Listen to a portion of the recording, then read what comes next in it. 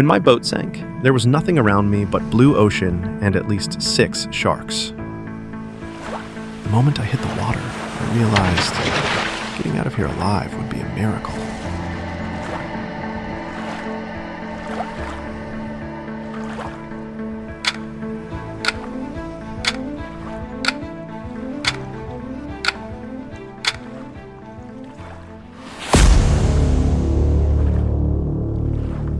Hello everyone. Today I'm going to tell you a real survival story that happened to me. My name is Jake Morrison. I'm 35 years old and I work as a fishing guide in Florida. I've been roaming the oceans for 15 years, but that day everything went wrong and I almost became shark food. This story shows how dangerous the ocean can be and how to survive when you encounter sharks. Now I'm going to share those terrifying 12 hours with you in every detail, because this information might save your life one day. I was born and raised in Florida. I live in Key West and specialize in organizing deep-sea fishing tours. I show my clients the best fishing spots in the Florida Keys. I usually go out with groups of 4 to 6 people, but sometimes I also do solo exploration trips to find new fishing spots. I've been doing this job for 15 years, and sharks have always been part of my life. Small ones, big ones, I've seen them all, but usually from the safety of the boat. That day, I was going to be a guest among them. Everything started 2 days ago. On Wednesday morning, I set out alone to discover a new fishing spot 25 miles off Key West. I was using my 28-foot sport fishing boat. I had named it Sea Hunter. My goal was a 2-day exploration trip. I would note the coordinates, study fish species, and create new routes for my clients. I left Key West at 7 a.m. The weather was perfect. Clear sky, calm sea, light wind. March was the ideal time for Florida. Storm season had passed, and the temperature wasn't suffocating yet. I had checked my equipment: navigation system, depth finder, fishing equipment, 50 liters of fresh water, canned food, radio, flare gun, life jackets, and of course, inflatable life raft. Let me give you the first important lesson here. An inflatable life raft is vital in the open sea. I survived because I had this. My first day went perfectly. I found magnificent fishing spots 25 miles out. Mahi-mahi, tuna, grouper. My clients would love these places. In the evening, I anchored 40 miles out. The night sky was magnificent. The morning of the second day also started well. I got up at 8, had breakfast, prepared my fishing gear. My goal was to go even further out and find big game fish spots. Around noon, I was 50 miles out. Here, I discovered something incredible. A massive school of fish. Dolphins, seabirds, everything was gathered at this point. There was a huge feeding frenzy. That's when I should have realized. Feeding frenzy meant predators. And the biggest predators in these waters were sharks. I fished in this area for 2 hours. I was making incredible catches. I was so excited that I forgot to check the weather. Around 3 p.m., I felt the first wind gust. I looked at the sky. There were dark clouds on the horizon. I turned on my weather radio. Alarm: unexpected storm warning. Severe weather would arrive in 2 hours. I immediately decided to return, but it was too late. The wind was increasing rapidly. Waves had risen to 2 to 3 meters. This was too big for my 28-foot boat. Let me give you the second important lesson here. Weather monitoring in the open sea must be done constantly. Storms develop very quickly. For the first 30 minutes, I could control my boat, but the waves were getting bigger and bigger. When they reached 4 to 5 meters, the boat started to lose control. At 4:30 p.m., disaster struck. A massive wave hit the side of my boat. The boat tilted 45 degrees. I tried to balance, but the second wave came from behind. This time, the boat completely capsized. When I fell into the water after the first shock, I tried to surface. Fortunately, I had my life jacket on, but my boat was upside down and sinking. At that moment, I experienced an adrenaline rush. I needed to find my life raft. It was stored in the emergency kit on the boat. I dove and got it. I inflated it. My chance of survival had increased. When I got on the life raft, I assessed the situation. I was 50 miles out.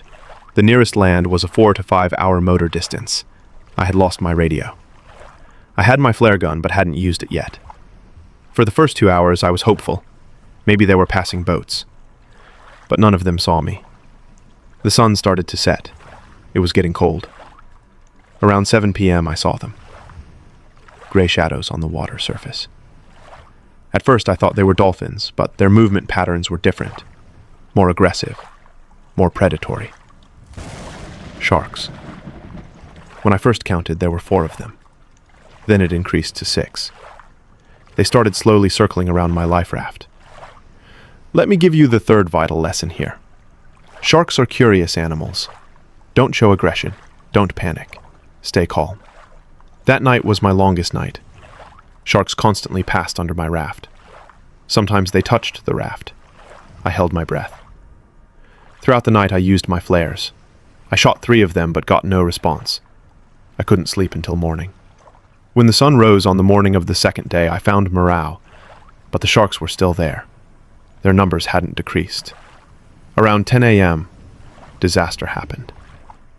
A small leak formed on one side of my raft, probably from contact with one of the shark's teeth during the night.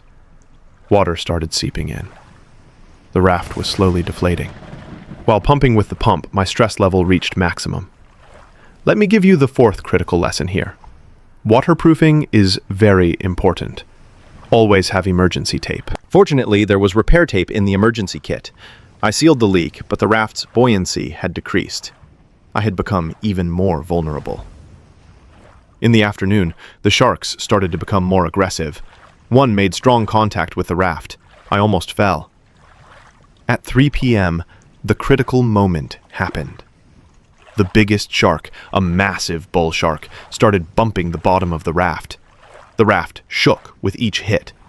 At that moment, survival instinct kicked in. I took out my fishing knife.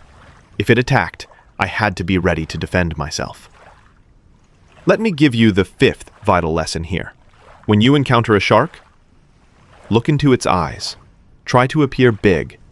Don't make sudden movements. For 20 minutes, that bull shark played with me. It could attack at any moment, but eventually it lost interest and moved away. At 6 p.m. in the evening, a miracle happened. I heard an engine sound in the distance. Fishing boat. I fired my last flare. They saw me. "Mayday! Mayday! I'm on a raft! There are sharks!" I shouted.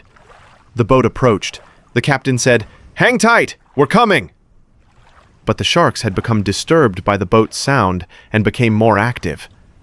The rescue operation was done very carefully. While the crew on the boat distracted the sharks, they quickly pulled me onto the boat. "Jesus Christ! How long have you been out there with those sharks?" said the captain. 12 hours, I said. I couldn't believe it myself. They notified the Coast Guard.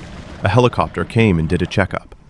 I was at the beginning of hypothermia, but there was no serious injury.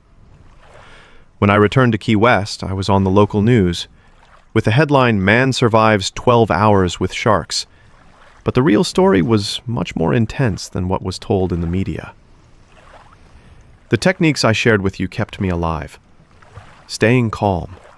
Sharks feed on panic. Stay calm. Don't make sudden movements. Eye contact. Look into the shark's eyes. This shows dominance.